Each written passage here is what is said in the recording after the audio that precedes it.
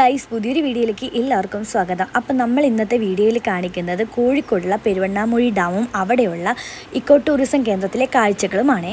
Guys, അപ്പം എൻ്റെ video ആദ്യമായിട്ട് കാണുന്നവരാണ് നിങ്ങളെങ്കിൽ വീഡിയോ സബ്സ്ക്രൈബ് ചെയ്യാനും അതുപോലെ ഷെയർ ചെയ്യാനും കമൻറ്റ് ചെയ്യാനും മറക്കല്ലേ. ഫാമിലിയായിട്ടും ഫ്രണ്ട്സായിട്ടും നമുക്ക് കുറച്ച് നേരം സമാധാനത്തോടെ ഇരിക്കാൻ വേണ്ടിയിട്ട് ഈ ഒരു സ്ഥലം അടിപൊളിയാണ്. ഈ കാണുന്ന സ്ഥലത്തു നിന്നും അങ്ങോട്ടേക്ക് നോക്കിയാലുള്ള വ്യൂവിനേക്കാളും അടിപൊളിയാണ് നമ്മൾ അവിടെ എത്തിക്കഴിഞ്ഞാലുള്ള വ്യൂ. അപ്പോൾ ഈ വഴിക്ക് പോയാൽ തന്നെ നമുക്ക് അങ്ങോട്ടേക്ക് പോകാൻ പറ്റും. മഴക്കാലമായി കഴിഞ്ഞാൽ ഇവിടുത്തെ ഡാമിൽ അത്യാവശ്യം വെള്ളം ഉണ്ടാവും. അപ്പോൾ നമുക്ക് നന്നായിട്ട് ഡാമിൽ നിന്ന് വെള്ളം ഒഴുകുന്നൊരു വ്യൂ കാണാൻ വേണ്ടി പറ്റും. അപ്പോൾ ഇപ്പോൾ വേനൽക്കാലമായതുകൊണ്ട് തന്നെ അതിൻ്റേതായ വരൾച്ചയും കാര്യങ്ങളും നമുക്ക് ഫീലാകുന്നുണ്ട്. എന്നാലും കുഴപ്പമില്ല, ഒരു അപകടങ്ങളൊന്നും ഇല്ലാതെ നമുക്ക് പോയിട്ട് വരാൻ പറ്റും.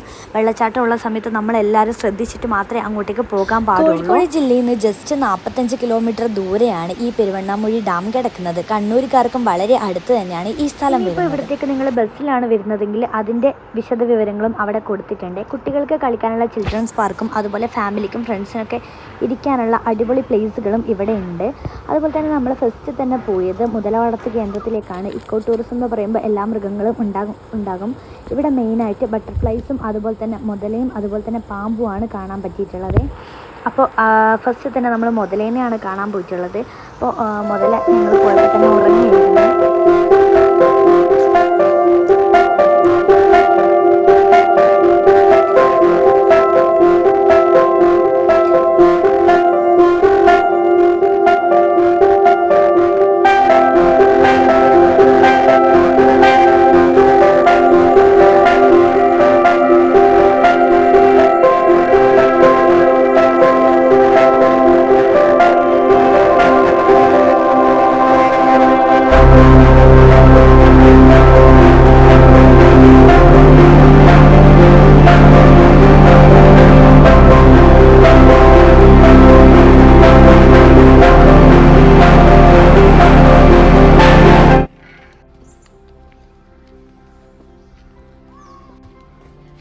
നല്ല പീസ്ഫുൾ ആയിട്ടൊരു സ്ഥലമാണ് കേട്ടോ ഇത്, എനിക്ക് കണ്ടിട്ട് തോന്നുന്നത്.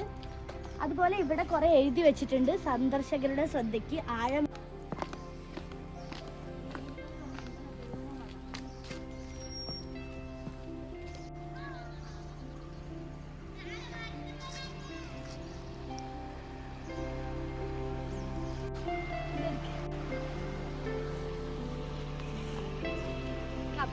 ഇരുന്നിട്ടുണ്ടെങ്കിൽ ഇവിടെ അടിപൊളിയാക്കാം. സ്പോട്ടാണ്.